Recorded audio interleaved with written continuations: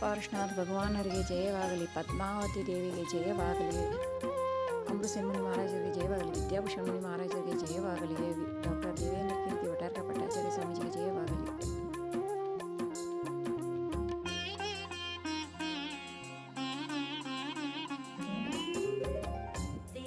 ಮುದ್ದೇಬಿಹಾಳದ ಗುಡ್ಡದ ಪದ್ಮಾವತಿ ಅಮ್ಮನವರ ಜಾತ್ರೆಗೆ ಹೋಗೋಣ ಬನ್ನಿ. ಅತಿಶಯ ಕ್ಷೇತ್ರವಿದು. ಮೊದಲಿಗೆ ಮಾನಸ್ತಂಭದ ದರ್ಶನವಾಗುತ್ತದೆ. 1008 ಭಗವಾನ್ ಶ್ರೀ ಪಾರ್ಶ್ವನಾಥ ಭಗವಾನರ ಮಂದಿರವಿದೆ. ಇದು ಕ್ಷೇತ್ರಪಾಲ ಬ್ರಹ್ಮರಾಯ ಮಂದಿರ. ಇದು ಧರಣೇಂದ್ರನ ವಿಗ್ರಹ. ಶಿಖರದಲ್ಲಿರುವ ಭಗವಾನ್ ಶ್ರೀ ಶಾಂತಿನಾಥ ಮಂದಿರ. ಮೇಲಿನಿಂದ ಸುಂದರ ಮನೋಹರವಾದ ದೃಶ್ಯ.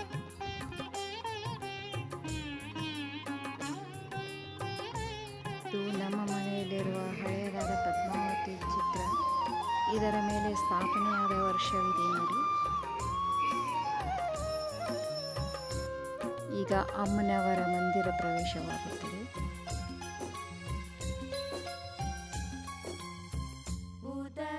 ಬನ್ನಿ ಈಗ ಅಮ್ಮನವರ ಅಭಿಷೇಕ ನೋಡೋಣ.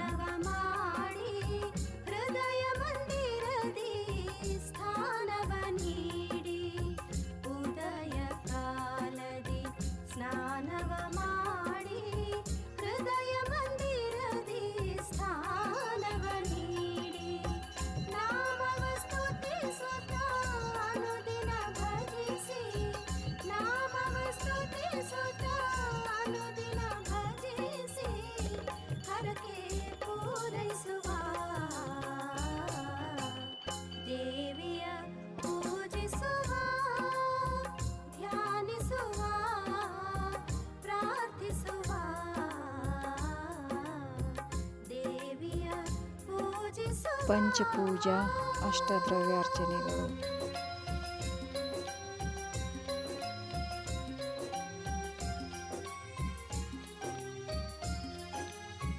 ಪದ್ಮಾವತಿ ಅಮ್ಮನವರ ಅಲಂಕಾರ. ಮಹಾಮಂಗಳ ಆರತಿ.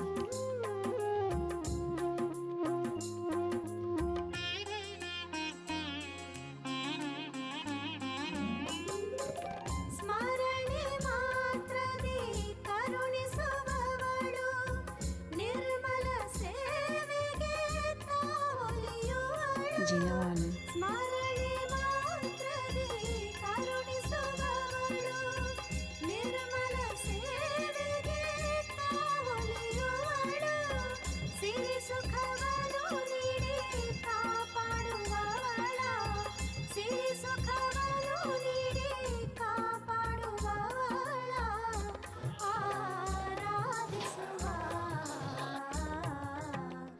ಈಗಿನ ಆಡಳಿತ ಕಮಿಟಿ ಸದಸ್ಯರ ಪಟ್ಟಿ. ಕಲ್ಯಾಣಿಯಿಂದ ಶುದ್ಧ ಮಡಿ ನೀರು ತಂದು ಮಡಿ ಅಡಿಗೆ ಮಾಡುವುದು. ಮಡಿ ಅಡಿಗೆ ಮಾಡುವ ಕೋಣೆ. ಜಾತ್ರೆಯ ಆಹ್ವಾನ ಪತ್ರಿಕೆ. ಸ್ಥಳೀಯ ಭಕ್ತರೆಲ್ಲರೂ ನಿಮ್ಮನ್ನೆಲ್ಲ ಆಹ್ವಾನಿಸಲು 2 ಮಾತುಗಳನ್ನಾಡುತ್ತಾರೆ. ತಪ್ಪದೆ ಭಕ್ತಿ ಶ್ರದ್ಧೆಯಿಂದ ಬರಬೇಕಾಗಿ ವಿನಂತಿ. ಮುದ್ದೇಬಿಹಾಳದಲ್ಲಿ 22ನೇ ತಾರೀಕು ಮಾರ್ಚ್ 22ನೇ ತಾರೀಕದಂದು ರಥೋತ್ಸವ ಇರುತ್ತದೆ. ಎಲ್ಲರೂ ಬರಬೇಕಾಗಿ ವಿನಂತಿ. ನಕ್ಷತ್ರದ ದಿನ ಶ್ರೀ ಪದ್ಮಾವತಿ ಅಮ್ಮನವರ ಜಾತ್ರೆ ಇರುವುದರಿಂದ ದಿನಾಂಕ 21/3/2025ರಿಂದ 23/3/2025ವರೆಗೆ 3 ದಿನ ನಡೀತಿದೆ. ಹೀಗಾಗಿ ಎಲ್ಲ ಸದ್ಭಕ್ತರು ಜಾತ್ರೆಗೆ ತಾವೆಲ್ಲರೂ ಆಗಮಿಸಬೇಕೆಂದು ತಮ್ಮಲ್ಲಿ ವಿನಂತಿಸಿಕೊಳ್ಳುತ್ತಾ ಶ್ರೀ ಪಾರ್ಶ್ವನಾಥ ಭಗವಾನರ ವಿಧಾನ ಕಾರ್ಯಕ್ರಮ ಹಾಗೂ ಸಂಜೆ ಪದ್ಮಾವತಿ ಅಮ್ಮನವರ ಕುಂಕುಮಾರ್ಚನ ಕಾರ್ಯಕ್ರಮ ಇರುತ್ತದೆ. 2ನೇ ದಿವಸ ಪಾಲಿಕೆ ಮಹೋತ್ಸವ, ಹಾಗೆ ಸಂಜೆ ರಥೋತ್ಸವ ಇರುತ್ತದೆ. 3ನೇ ದಿವಸ ಪದ್ಮಾವತಿ ಅಮ್ಮನವರ ಓಕುಳಿ ಹಾಗೂ ವಿಸರ್ಜನಾ ಕಾರ್ಯಕ್ರಮ ಇರುತ್ತದೆ. ಹಾಗಾಗಿ ಎಲ್ಲರಿಗೆ ವಿನಂತಿ, ತಾವೆಲ್ಲರೂ ಬಂದು ಈ ಜಾತ್ರೆ ಕಾರ್ಯಕ್ರಮದಲ್ಲಿ ಪಾಲ್ಗೊಂಡು ಜಾತ್ರೆಯನ್ನು ಇನ್ನೂ ವಿಜೃಂಭಣೆಯಿಂದ ನೆರವೇರಿಸಿಕೊಡಬೇಕೆಂದು ಎಲ್ಲರ ಹತ್ರ ವಿನಂತಿ. ಜೈ ಜಿನೇಂದ್ರ. ಅವರೊಂದು ಪದ್ಮಾವತಿಯ ರಥೋತ್ಸವ ಇದೆ. ರಥೋತ್ಸವ 22ನೇ ತಾರೀಕಿನ ದಿವಸ ಸಾಯಂಕಾಲ 5 ಗಂಟೆಗೆ ಜರುಗಲಿದೆ. ತಾವೆಲ್ಲರೂ ಭಕ್ತಾದಿಗಳು ಈ ಕಾರ್ಯಕ್ರಮಕ್ಕೆ ಜಾಸ್ತಿ ಜನ ಬಂದು ಶೋಭೆ ಕೊಡಬೇಕೆಂದು ಪ್ರಾರ್ಥಿಸುತ್ತೇನೆ. ದೇವರು ನಿಮಗೆ ಆಶೀರ್ವಾದ ಮಾಡ್ತಾ ಇರಲಿ, ನಮ್ಗೆ ಹಿಂಗೆ ಶಕ್ತಿ ಕೊಡ್ತಾ ಇರಲಿ ಅಂತ ಕೇಳ್ಕೊತೇವೆ ನಾವು. ಇದಲ್ಲದೆ ಪ್ರತಿ ವರ್ಷ ಜಾತ್ರೆ ಎಲ್ಲ ಜನರು ಬರಬೇಕು. ಪ್ರತಿ ವರ್ಷವೂ ಈ ವರ್ಷವೂ ಮೂಲಾ ನಕ್ಷತ್ರದ ರಥೋತ್ಸವ ಇರುತ್ತದೆ. ಆದ್ದರಿಂದ ಅದರ ಹಿಂದಿನ ದಿವಸ ಕಾರ್ಯಕ್ರಮ ಜರುಗುವುದು. 3 ದಿನ ಜಾತ್ರಾ ಮಹೋತ್ಸವ ಇರುತ್ತೆ. ತಪ್ಪದೆ ಎಲ್ಲರೂ ಬರಬೇಕಾಗಿ ಕಳಕಳಿಯಿಂದ ವಿನಂತಿ.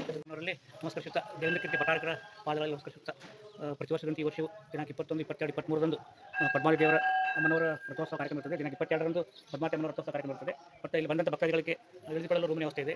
ಸಕಲ ವ್ಯವಸ್ಥೆಯನ್ನು ಸ್ವಲ್ಪ ಕಮಿಟಿ ಎಲ್ಲ ಮಾಡಿದ್ದಾರೆ. ಎಲ್ಲರೂ ಬಂದು ದೇವನಗರವನ್ನು ತಿಳಿದುಕೊಳ್ಳೋದಕ್ಕಾಗಿ ವಿನಂತಿ ಮಾಡ್ತಾರೆ. ಸಾಂಗ್ಲಿ, ಬೆಂಗಳೂರು, ಮೈಸೂರು, ಸೋಲಾಪುರ, ಬಿಜಾಪುರ, ರಾಮದುರ್ಗ, ಮುಧೋಳ, ಹುಬ್ಬಳ್ಳಿ ಈ ಕಡೆ ಎಲ್ಲ ಭಕ್ತರು ಬರ್ತಿದ್ದಾರೆ. ತಾವು ಬರಬೇಕು, ಬಂದು ಕ್ಷೇತ್ರದ ಮಹಿಮೆಯನ್ನು ತಿಳ್ಕೋಬೇಕು. ತುಂಬ ದೂರದಿಂದ ಭಕ್ತರು ಆಗಮಿಸ್ತಾರೆ. ಪ್ರತಿ ವರ್ಷದಂತೆ ಈ ವರ್ಷವೂ ಜಾತ್ರೆ ತುಂಬ ವಿಜೃಂಭಣೆ ನಡೀತಾ ಇದೆ. ದಯವಿಟ್ಟು ಅದಕ್ಕೆ ತಾವೆಲ್ಲರೂ ತಮ್ಮ ಸಹಕುಟುಂಬ ಪರವಾಗಿ ಬಂದು ಅಮ್ಮನವರ ಸೇವೆ ಮಾಡಿ ದರ್ಶನಾಶೀರ್ವಾದ ಭಾಗ್ಯವನ್ನು ಪಡಿಬೇಕು ಅಂತಕ್ಕಂಥ ಮಾತನ್ನು ಈ ಸಂದರ್ಭದಲ್ಲಿ ಹೇಳ್ತೇನೆ. ತೇರನ್ನು ತಾವೆಲ್ಲರೂ 22ನೇ ತಾರೀಕು ಶನಿವಾರ ದಿನ ಎಳಿಬೇಕು ಅಂತಕ್ಕಂಥದ್ದನ್ನು ನಾನು ನಮ್ಮ ಶ್ರೀ ಪದ್ಮಾವತಿ ಹಾಗೂ ಪಾಸ್ಟಾ ಟ್ರಸ್ಟ್ ಕಮಿಟಿ ಪರವಾಗಿ ತಮ್ಮೆಲ್ಲರಲ್ಲಿ ಕೇಳ್ತೇನೆ. ಹಾಗೂ ತಾವು ತನುಮನದಿಂದ ಸೇವೆ ಮಾಡಬೇಕು ಅಂತ ನಾನು ಕೇಳ್ಕೊಳ್ತಾ ಇದ್ದೇನೆ. ಎಲ್ಲರಿಗೂ ಜೈ ಜಿನೇಂದ್ರಗಳು.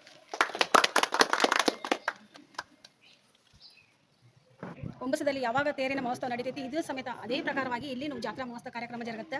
22/3/2025 ಮಹಾರಥೋತ್ಸವ ಇರುತ್ತೆ. ಇಲ್ಲಿ 3 ದಿನದ ಕಾರ್ಯಕ್ರಮವನ್ನು ಹಮ್ಮಿಕೊಂತಾರೆ.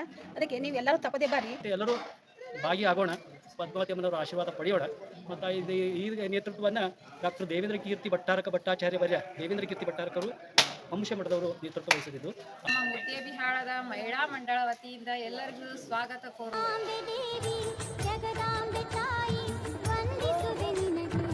ಸ್ಥಳೀಯ ಸ್ಥಾನಿಕ ಪಂಡಿತರಾದ ರಾಜು ಪಂಡಿತರು ಹಾಗೂ ಸೋಂದಾದಿಂದ ನಾಗರಾಜ್ ಇಂದ್ರ ಪಂಡಿತರು